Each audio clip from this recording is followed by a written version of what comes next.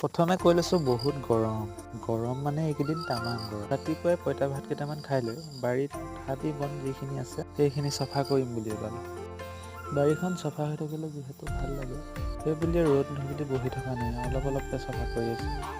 বাৰীত মাটি কঁঠাল, তামোল এইবোৰ গুৰিবোৰ চফা কৰি থাকিলে দেখিও ভাল লাগে।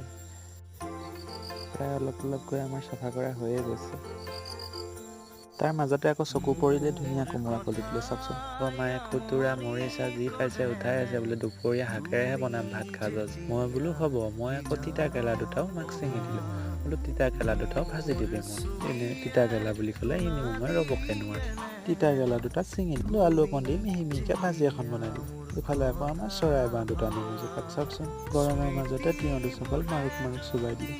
তাৰ মাজতে আকৌ আমাৰ মুৰ্গীয়ে পোৱালি লোৱা নাই, ডিম এনেকুৱা ফাল্টু মুৰ্গী থকাতকৈ নথকাই এটাও পোৱালি নাই।